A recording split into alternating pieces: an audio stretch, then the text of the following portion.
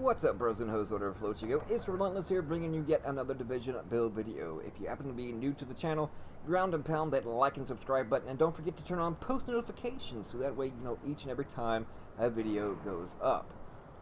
You guys requested it so many times, even though I have done this build video previously in the past. I figured I would revisit it because it has changed just somewhat, just through optimization and whatnot. But in my extensive research and continuously bodying nomads, giving them dirt dance, if you can see all the gravestones behind me, I sent thousands of nomads and all their procs straight to nomad hell, pretty much.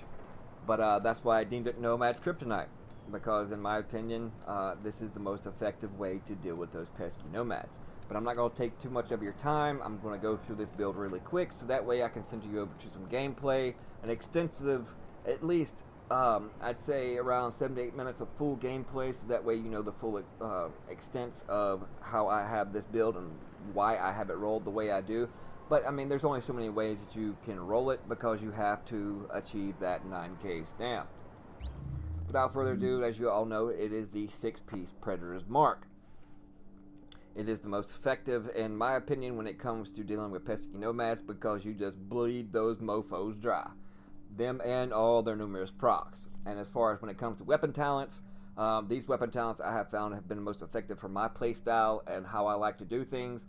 You might, choose and prefer other weapon talents. This is just my personal opinion, based on my, preferences and my playstyle. Yours might be a little different, but the sky's the limit. But this is how I think it is most effective.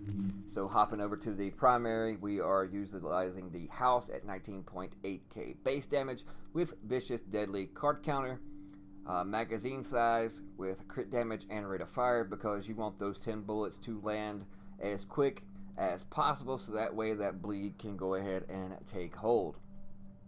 And yes, there are many ways to counter it. If you really want to be, I guess a pain or a thorn in a nomad's butt, you can run a disruptor, so that way when they do pop their box, you can just disrupt it, and that way they have to rely on their medkits. And as we all know, everything has a cooldown, so if they're already running low, then they're going to go through them really fast, and if you land enough shots, they're not going to have enough time to pop a second, let alone a third med kit to stop that bleed effect.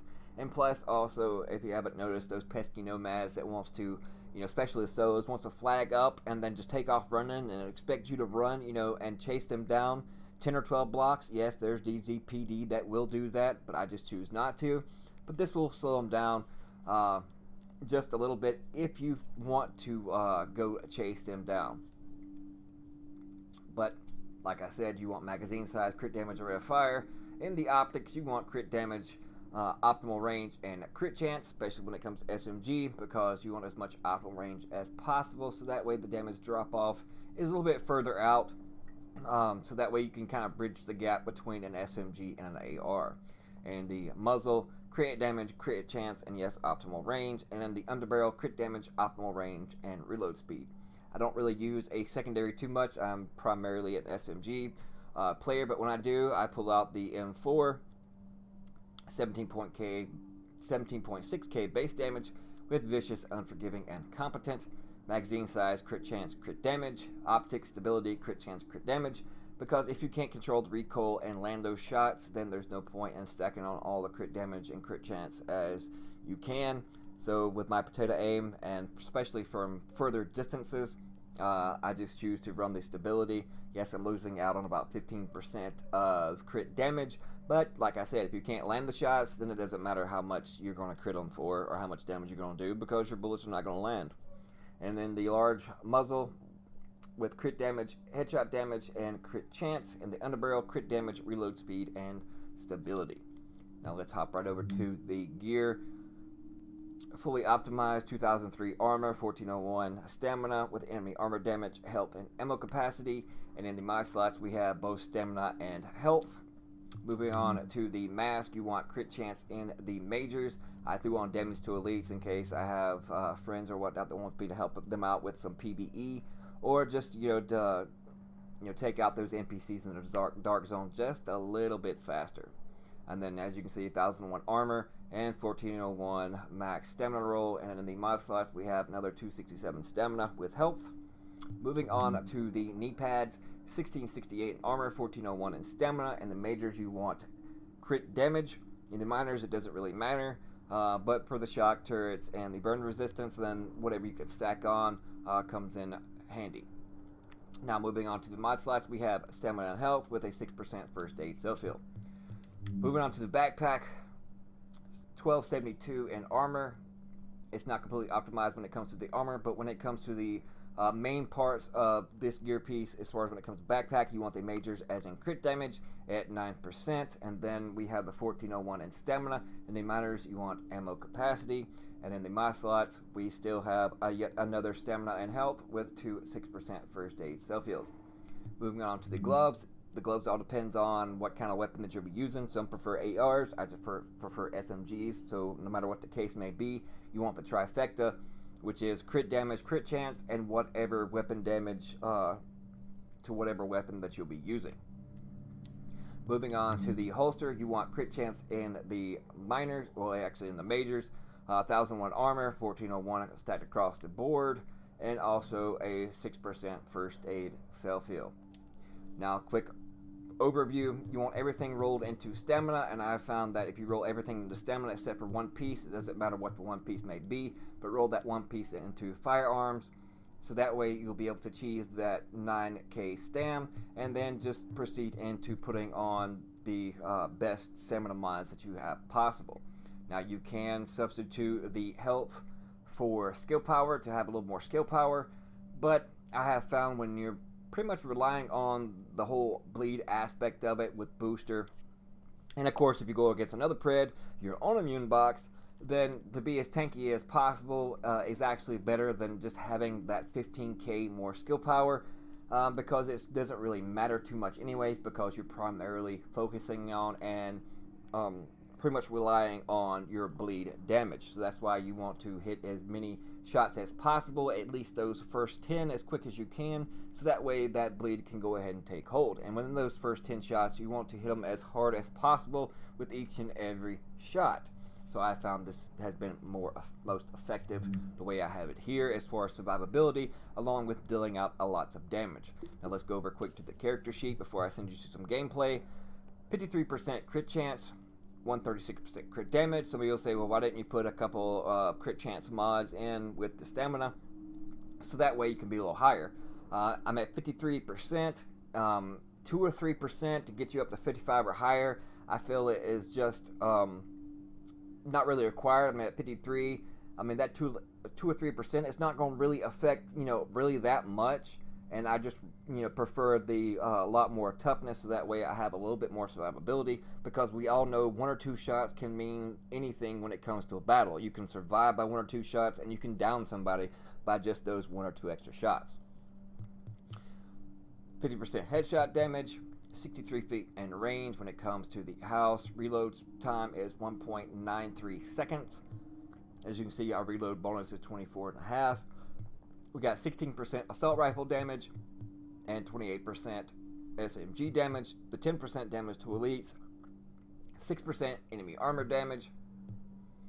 Of course, we're not relying on skill power, and then our armor mitigation is 33.24, and our max health pool is 414.9k. We don't have any protection from elites or any damage resilience, but we do have that little bit of burn resistance and shock resistance. But it pretty much depends on your personal preference on what you want, as far as when it comes to what things you want in the minors on your knee pads.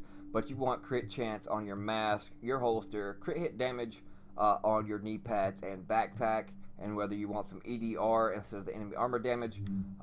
As you can see here, I had to opt in to have for health, so I pretty much got stuck with the enemy armor damage, and I like having ammo capacity on both my chest piece and backpack. So therefore, I figured, I just would stick to the enemy armor damage, because you are running over 6k toughness, as far as, so if there's a lot of seekers or whatnot, or sticky bombs out there, you're gonna have to get hit by at least 2 to you know, simultaneously back to back in order for them to actually drop you. But if you want exotic damage resilience instead of enemy armor damage, you know, whatever you prefer. Just as long as you have health, ammo capacity, crit chance, crit damage on everything is possible. But anyways, I hope I didn't linger out this too far. I'm listening to you over some gameplay. You requested it, I delivered. Thank you guys so much for tuning in, and we'll see you guys watching later.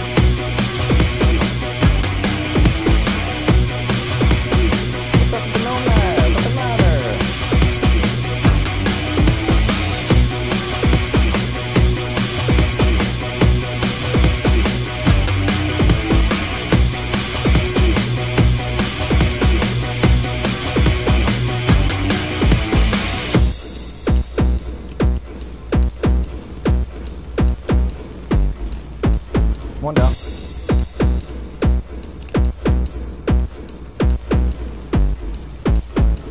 Two down. Three down. They better recognize. I'm glad I left these two naked on the ground. I don't know.